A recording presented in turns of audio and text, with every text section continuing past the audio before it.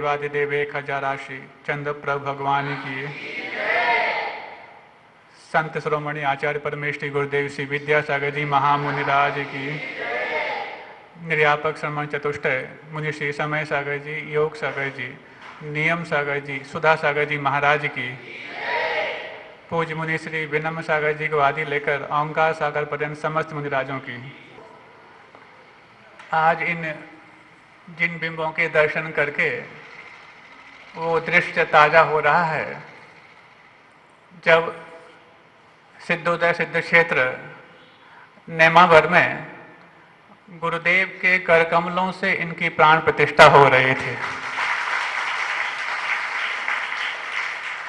लगभग वही दृश्य गुरुदेव उस मंडप पर विराजमान थे और सारा संघ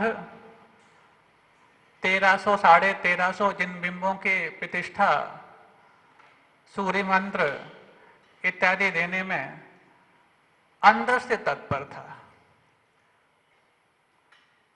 ये सारी जिन बिंब लगभग एक ही स्थान पर विराजमान हुए थे। ये भी विदिशा वालों का सौभाग्य है। कई जगहों से जिन बिंब आए और जहां जहां स्थान अपेक्षित था वहां पर उनको उचित स्थान दिया गया, लेकिन एक ऐसी वहां पर आप लोगों के पुण्य से स्थान सुरक्षित था कि सारे विदिशा के जिन बिंब एक साथ एक ही वेदिका पर विराजमान हुए और गुरुदेव उनके दर्शन जब कर रहे थे तो लग नहीं रहा था कि वो सिद्धोदय सिद्ध क्षेत्र में है, लग रहा था वो तो चंद्र प्रयोजनालय में ही विराजमान। ऐसे वो गुरुदेव के सन्निधि, उनके वरद हस्त और उनके माध्यम से दिए हुए सूर्य मंत्र से प्रतिष्ठित ये जिन बिंब आज इतने चमत्कारिक हो गए हैं कि लगता है गुरुदेव ने इन्हीं जिन बिंबों के अतिशय को देख करके आप लोगों के पास एक दो नहीं पूरे 10 मुनि महाराज भेजे। अभी बात आ रही थी, पंडित जी कह रहे थे कि पंच कल्याणक कराने की भावना थी, कुछ लोगों के सौधर्म बनने के भाव थे, कुछ लोगों के और अन्य पात्र बनने के भाव थे, लेकिन पंच कल्याणक तो गुरुदेव के सानिध्य में संपन्न होने था, तो आपके भावों को तो उत्कर्ष गुरुदेव ने पहले ही दे दिया।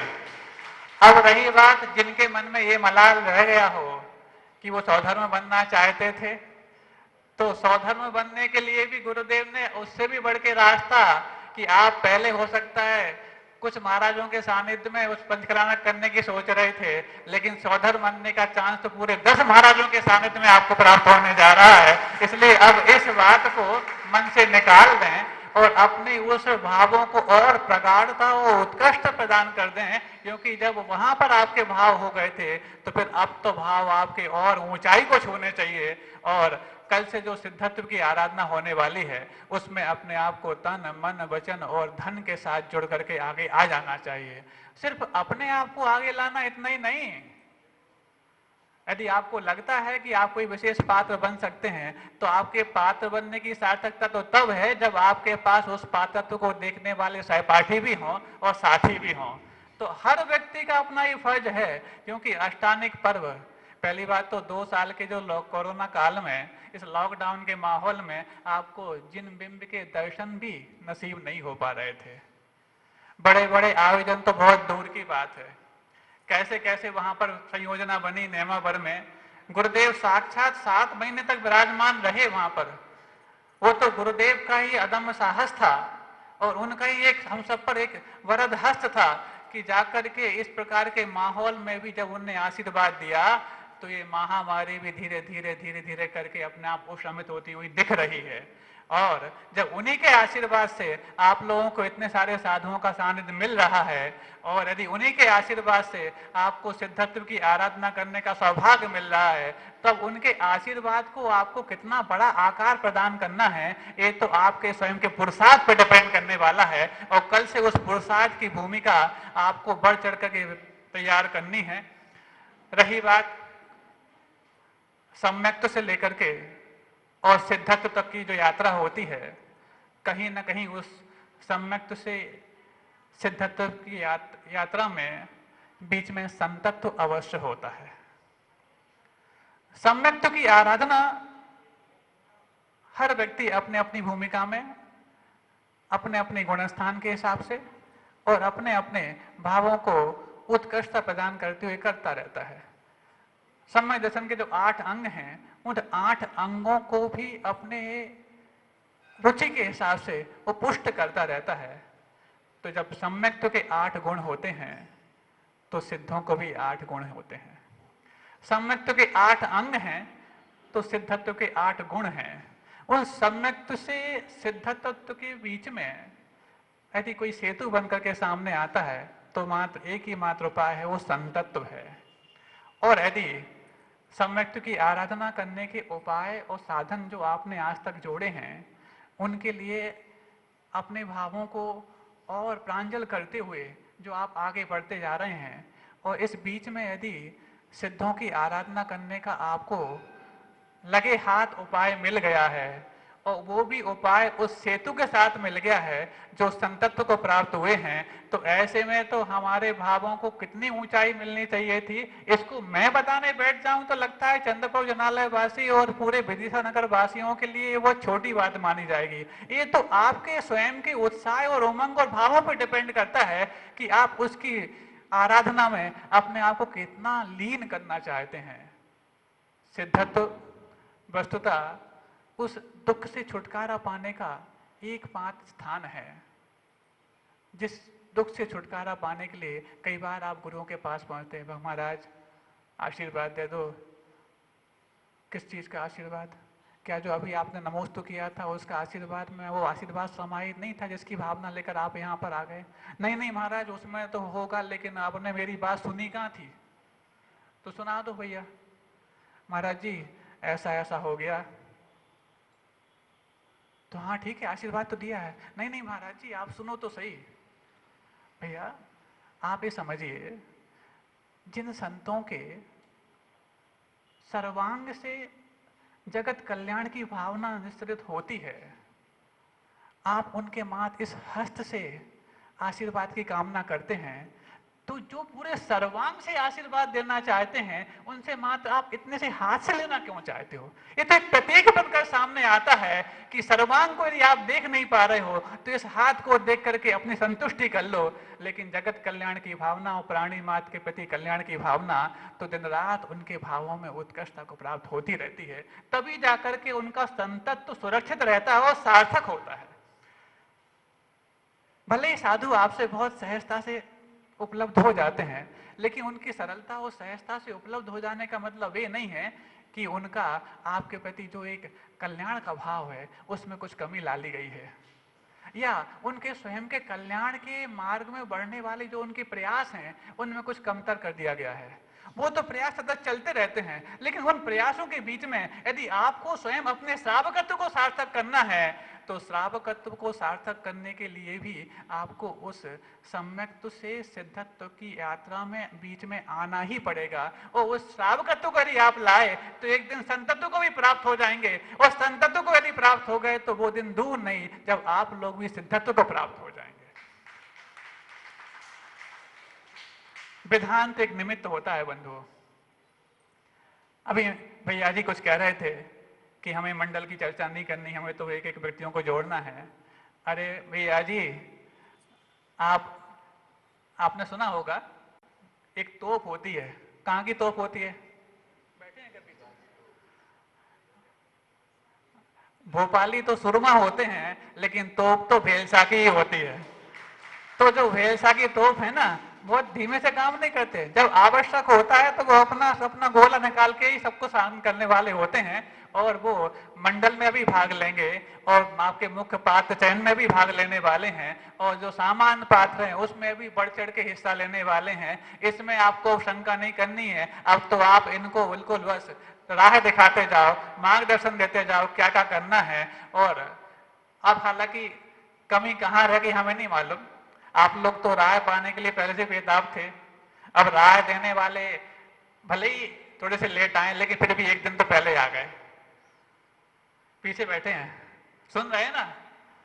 अब लेकिन उनके साथ साथ जो आपके स्थानीय प्रतिष्ठाचार्य, विधानाचार्य, महेंद्र कुमार पंडित जी हैं, उनने तो राह दिखाने का प्रयास बहुत पहले से प्रारंभ कर दिया है और उन पंडित जी और भैया जी इन दोनों के मार्गदर्शन में और इतने सारे साधुओं के सानिध्य में आपके लिए अब वो करके दिखाना है ताकि गुरुदेव को उनका जो 10-10 साधुओं के रूप में आपको आशीर्वाद मिला है, वो आशीर्वाद, आप उस आशीर्वाद लेने के हकदार थे। ये पूरा इटारसी से लेकर के वो पठाड़ी तक का जो बेल्ट जिसमें आपके आसपास साधुओं का पूरा समागम, इस पूरे मालवांचल को लबालब कर दिया है। ये सिद्ध करके दिखा दे कि नहीं, विदिशा वाले भले ही भोपाल वासियों की तुलना में क्या संभाग तो नहीं है, जिला स्तर के हैं, लेकिन वो भोपाल वासियों के करीब रह करके भी उनके बराबर भी काम करने के हकदार हैं। ऐसा वो करके दिखा देना है और इस दिखाना कोई बड़ी बात नहीं है। हमने देखा वो 2014 का सानिध्य जब गुरुदेव यहाँ पर आए थे, किसी को नहीं मालूम था कि नेमावर से लेकर के जो उनके चरण आगे बढ़े तो वो चरण आगे बढ़ते बढ़ते अब कहाँ पहुंचने वाले हैं। उस समय लग रहा था कि आचार्य शायद सागर जाएंगे, आचार्य भोपाल जाएंगे, आचार्य कुंडलपुर जाएंगे, लेकिन ये किसको पता था, क्योंकि उस समय तक ऐसी कुछ भूमिका थी नहीं। जो थी उसके पहले आचार्य आई हुए थे 2008 में, भूमिका बन चुकी थी, भूमिका को आकार भी मिल गया था और जो कुछ भी उसके लिए आवश्यक है वो भी आपके लिए सबको संयोजना बन चुकी थी। लेकिन अब इसके बाद भी गुरुदेव चातुर्मास इस विदिशा नगर में करने वाले हैं, ये आप सबको और हम सबको किसी को विश्वास नहीं था। मात्र यदि विश्वास था तो आचार्य विद्यासागर जी महाराज को था। और जब उस चातुर्मास में अचानक आनंद फानन में आप सबने अपने उत्साह को और प्रांजल बनाया और ऊंचाई प्रदान की, तो वो अभी तक का किसी शहर में होने वाला हम लोग के सामने पहला चातुर्मास था। अभी तक तो चातुर्मास क्षेत्र पर हुआ करते थे, लेकिन उसके बाद ये श्रृंखला चालू हुई कि अब शहरों को भी गुरुदेव का चातुर्मास मिलना प्रारंभ हो गया था। उसके बाद फिर भोपाल को भी मिला, उसके बाद फिर अन्य जगहों को भी मिलने के अपने अवसर आए। पिछले साल इंदौर को भी मिल गया, लेकिन शहरों को चातुर्मास हम लोग के सामने तो पहला चातुर्मास विदिशा को ही मिला है। तो इस दृष्टि से भी आपका ये पूरा का पूरा परिवेश और परिकर अब क्या रूप लेना चाहिए, इसको आपको सोच लेना है। हम आपको बताएं, फिर जाके आप जागें, तो फिर भेलसा का किस नाम का भेलसा? तो वो होती है, लोग तो ऐसे कहते हैं कि गुरुदेव के सामने तोप मांगो तमंचा मिलता है।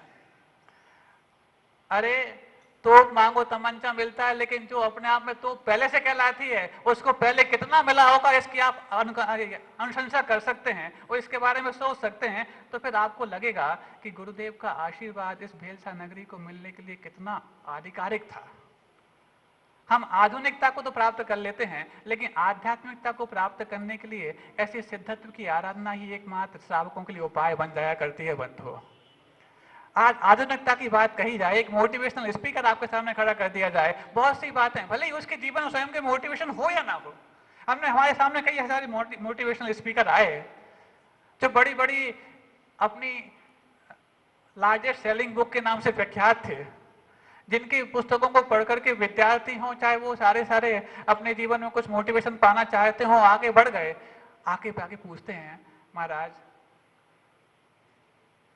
जीवन में बहुत कुछ करके दिखाया, दूसरों को प्रोत्साहित किया, दूसरों के लिए आगे बढ़ाया, लेकिन सुकून और संतुष्टि की जब बात आती है तो लगता नहीं है कि हमारे जीवन में अभी वो सुकून आ पाया है जिस सुकून की बातें मैंने अपनी पुस्तकों में लिख दी हैं। हमने कहा भाई आपका तो बहुत नाम चलता है,